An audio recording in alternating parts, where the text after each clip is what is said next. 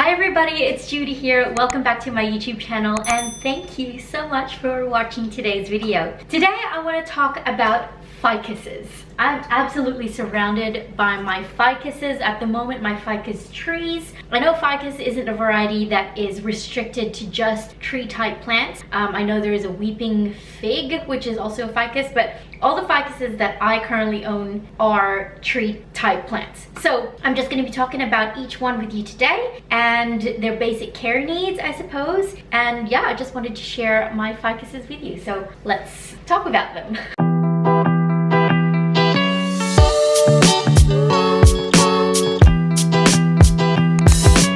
Okay, I have 1, 2, 3, 4, 5. 1, 2, 3, 4, 5, 6, 7, 8, 9. 9. I have 9 varieties of ficus to share with you. It might be less because I've got double ups of some of them, but I think I can count and I think I counted correctly this time. So the first one that I want to share with you is actually my pride and joy. This is my fiddle leaf fig, also known as, hey Google, fiddle leaf fig scientific name, Ficus Lyrata. This is my fiddle leaf fig, my absolute pride and joy.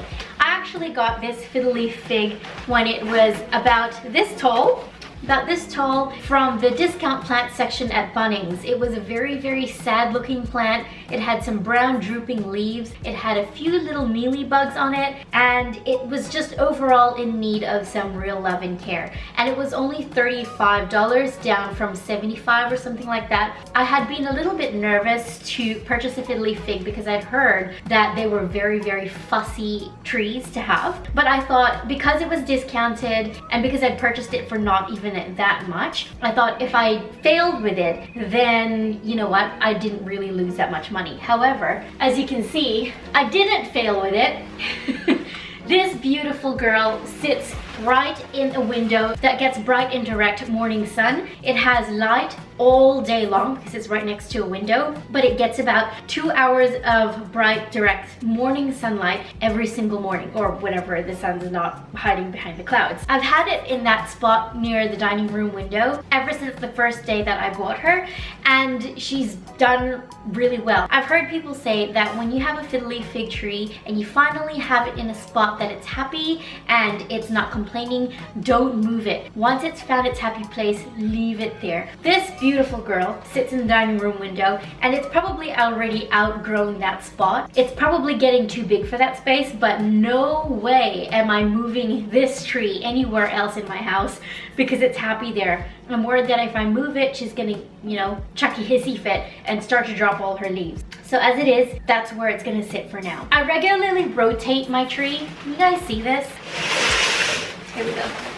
I regularly rotate this tree because it starts to lean towards the light. If I've forgotten to rotate the tree, it starts to get a little bit lopsided, and like for example, if the window is here, she'll go like this and she'll keep going like this. So that's why I regularly rotate the tree so that it starts to like gravitate back to the light the other way. Remembering to rotate it means it becomes a lot more of an even bush. An even growth around the tree. So for example, I think I haven't rotated it for a couple weeks, so you can see here this spot looks kind of like, you can definitely tell this is the back of the tree, so I'm gonna have to rotate it again very soon, or like when I put it back in its spot, I'm gonna rotate it again to have that side facing the window so the leaves start to move around and even itself out. So that's my Ficus Lyrata. Absolutely love this one. It's my pride and joy. Had it for almost 2 years now and she's just going nuts. Love her so much. The next ficus that I want to share is actually my Ficus Elastica. It's a Burgundy ficus, and that's this one here. This was also a very small tree when I first purchased it. It was only about this tall when I got it, and it was about $35. I purchased it from Home Hardware, Mitre 10, that type of place. This is how much it's grown in 2 years. I also have it sitting in a spot very similar to my fiddle leaf fig tree, and it absolutely loves it. It's pretty much the same care as this one. Needs to be rotated as well. I also only water all of these. The care is basically around about the same for all of these ficus trees. I only water the soil when it's completely dried out. It's kind of easy to overwater these plants, and I would err on the side of being more dry than more constant watering, if that makes any sense. They can tolerate soil that is more dry rather than soil that is really, really wet. Because the leaves are quite thick on this ficus, they can hold a lot of water. It's quite tolerant of longer drought periods. I actually do need to water this one, and it's getting quite dusty as well. So the leaves also need a regular cleaning. Just clean it off of dust so that it can photosynthesize and absorb more light. This Ficus Burgundy gets a lot of bright indirect morning sunlight, about the same as my fiddly fig tree. It sits in a window on the same side of the house that this one does, except this one sits in my bedroom. And yeah, the way that I keep the leaves clean, obviously you can go over them with a cloth, but I actually just sit it in the shower. I also do that process whenever I water it so that I don't run the risk of overwatering whenever I wash the leaves down.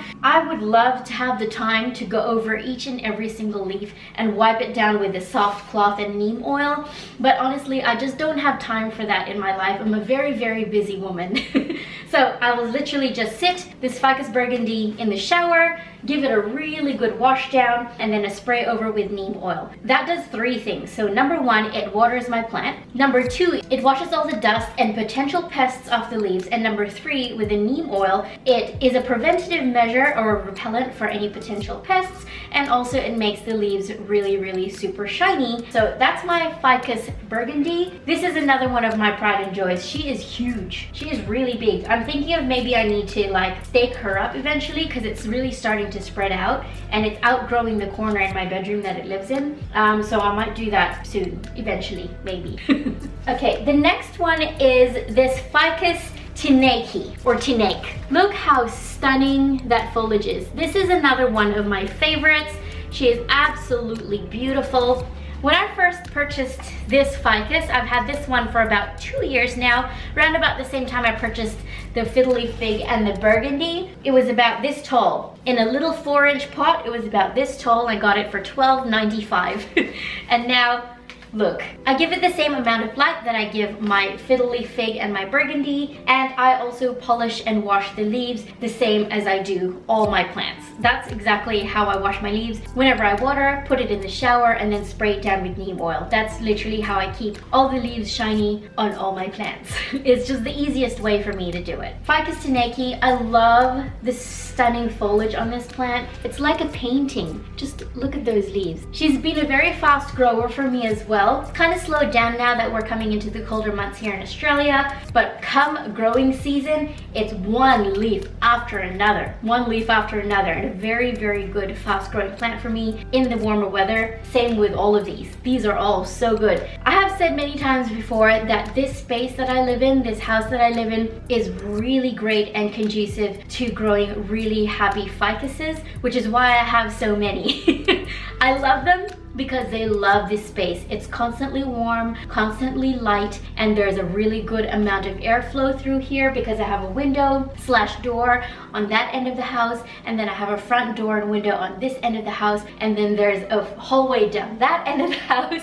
So there's a constant amount of airflow through here. Airflow is actually really so important to plants. Not only do plants need the airflow to make sure that any water or condensation on the leaves dries off quickly, because like you don't want too much wetness on the leaves of your plants because that introduces mildew or mold or some type of fungus growth on different plants. Airflow is also really important so that the leaves and trunks of your trees are constantly moving, and that also helps strengthen the trunks of the trees and helps them grow a lot stronger, a lot more firm, and a lot more stabilized within their pots. Have you seen those Instagram reels or TikToks where they're always saying you need to shake your fiddly fig tree trunks to strengthen it?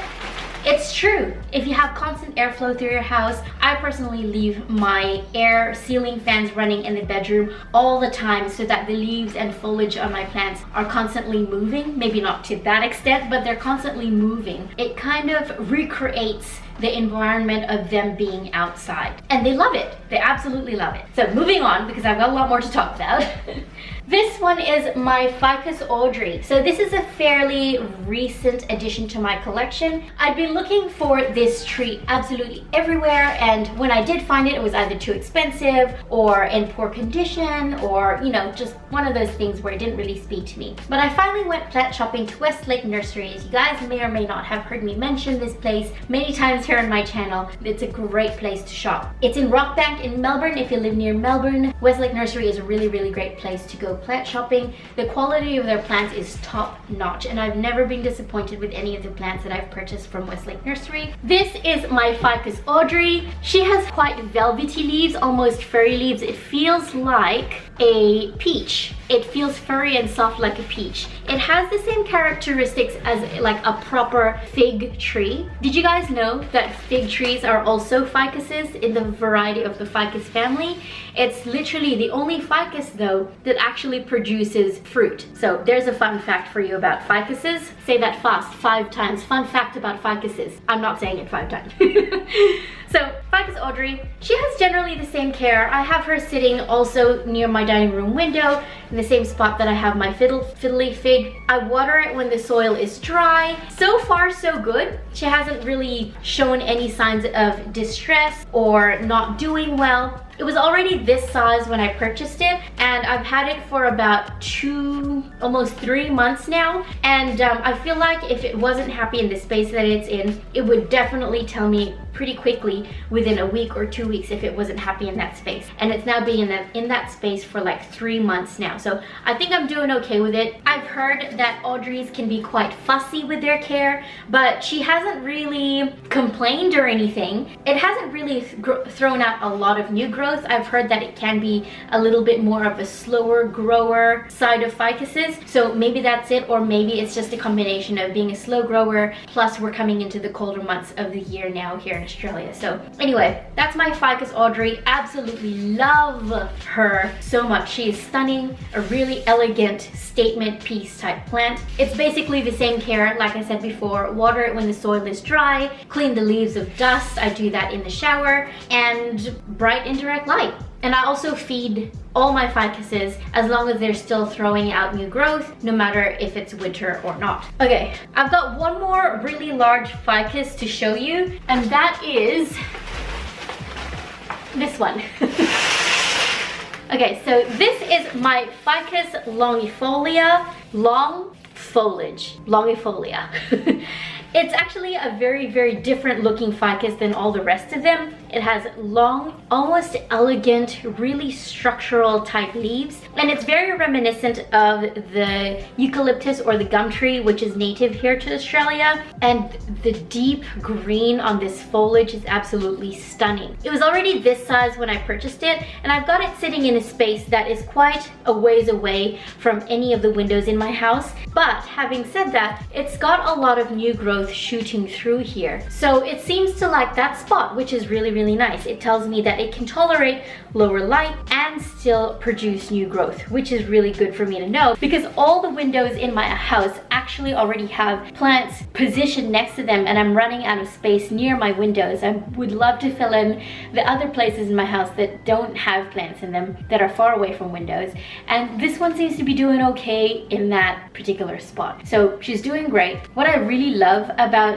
this plant is that it's really structural, very, very elegant. I feel personally anyway, the leaves are just so beautiful. The only downside I feel to this type of tree with long, dainty, like a big clumps of smaller leaves, is that if it did contract a virus, not a virus, if it did contract pests like mealybugs or spider mites, it would be very, very difficult to clean off. So I tend to keep a much closer eye on the more clumped or daintier or this type of leaf characteristic plants of mine, because I want to catch it in a very early stage. If there are pests, I just want to nip it in the bud, because in this type of tree, imagine trying to get rid of mealybugs or spider mites in this type of foliage. It would be an absolute nightmare. I would probably personally, if that did happen, just chop it all back and let it grow back. It's probably not really worth the headache of trying to save it. And I understand if people try and do that, because I know plants can be quite sentimental to us,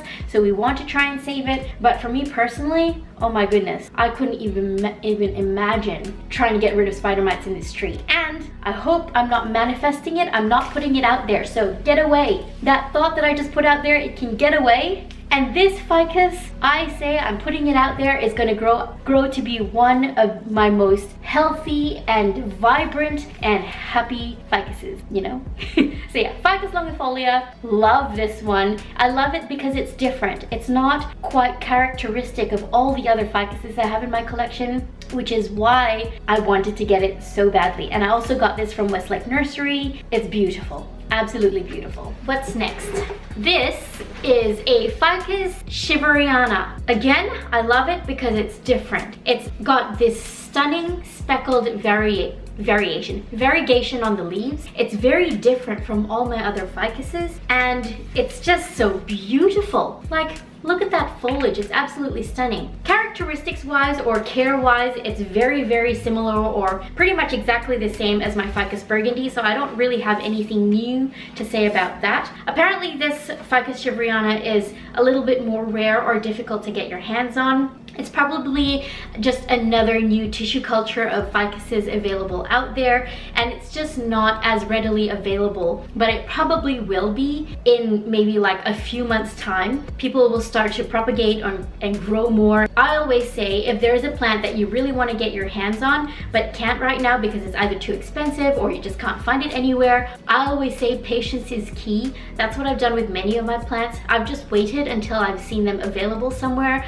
for a much more reasonable price, or a price that I personally am willing to pay in order to have that particular plant within my collection. So it's just a matter of patience and weighing up what you're willing or not willing to pay. That's kind of the journey that I traveled with my Ficus Shivereana. I saw a few little ones here and there, but they were either too expensive or not in very good condition, and I just let them go. I knew that one would pop up soon enough, and sure enough, this one did. Absolutely stunning, love that one. The next one I want to share is a Ficus Burgundy. So I actually have two of them. This is one, and this is another one here. It's a much smaller one. These two are pretty much the same. It's a Ficus Elastica, same care as the Burgundy. I just make sure that I keep the leaves clean, water when the soil is dry, and spray over with neem oil whenever I water them.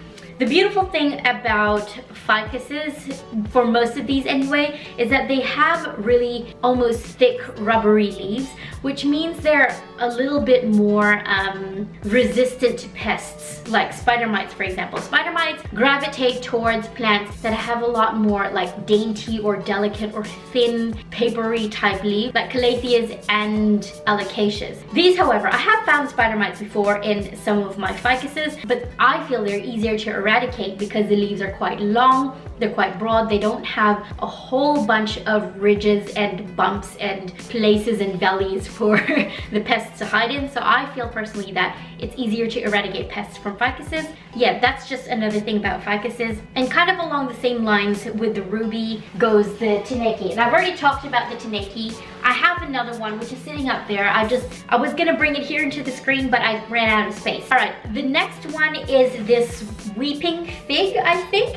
This is a Ficus Benjamina, and it's of the variegated variety. This is what it looks like. I love the stunning foliage. Now, when I was talking about pests before within smaller, daintier leaves, sometimes it's harder to spot them in plants that have this type of foliage, just like the Ficus Longifolia. So I just keep a closer eye on my Benjamina. I make sure that I really examine those leaves regularly, make sure there's no little pests hiding within all the stunning foliage of this plant. I have this sitting in a window that gets a lot of bright indirect sunlight and bright sunlight in the afternoon, and it seems to be doing really well. I actually don't water this plant probably as often as I should because it's in a section of the house where I kind of forget to check the plants there, which is literally right here in my living room. I just tend to forget the plants in this corner of the house, but she doesn't really seem to suffer. Again, ficuses can tolerate longer drought periods than most other plants can,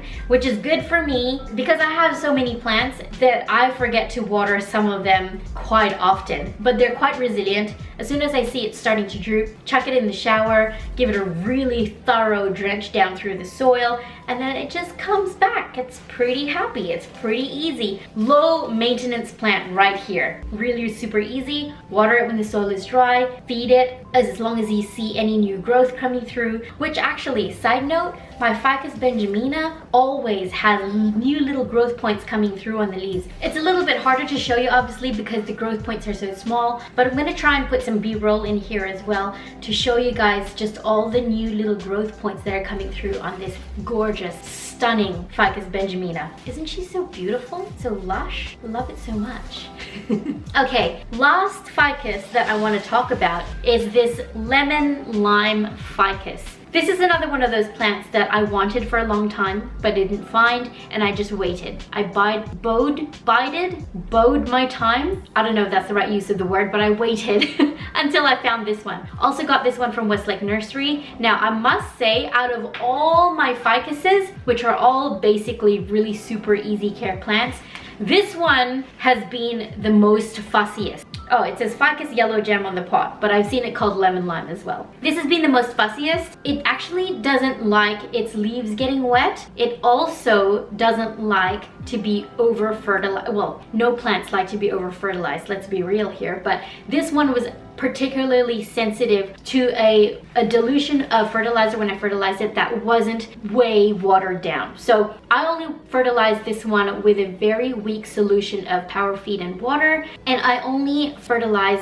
every other watering as long as there is new growth coming through, which it does. All of these actually have some new growth points coming through, which actually makes me so super happy. Love it so much. I had a little bit of a struggle street relationship with this yellow gem when I first got it, but I think I've since kind of figured out what it wants. I don't water it very often. I only water when the soil is like completely dry through. When I do water it, I also wash the leaves down to like get rid of any pests or dust on the leaves, but I also make sure that after I've wet all the leaves, I have it in a space that has some really good airflow coming through so it dries the leaves down in record time. So water doesn't sit on the leaves. I found that when I let water just like sit on the leaves of this one and most of my plants, they will develop little yellow spots, kind of like this, and I'll put some B-roll here, and it's almost like spots, like mildew spots or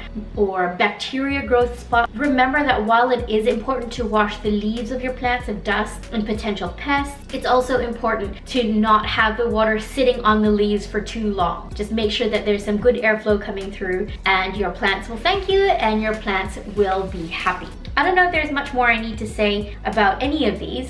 I think I kind of basically covered them as I was going through. So I hope this video was helpful for you guys in terms of taking care of your ficus. General care. They love bright and direct light, they love warmth, and they love airflow. And water only when the soil is completely dry through. That's the general rule with all of these ficuses. And yeah, that's really probably all I need to say about them. Thank you guys so much for watching this video. If you enjoyed these types of videos, let me know in the comments down below. And if there's anything that you would like to hear me talk about or see me make a video about, please do let me know in the comments. And I'm hearing you guys. I'm listening to all the suggestions that you have for my videos. So thank you so very, very much. I appreciate you've chosen to spend your time here with me today. Please like this video if you did, subscribe if you haven't, and I'll see you all in my next video. Bye!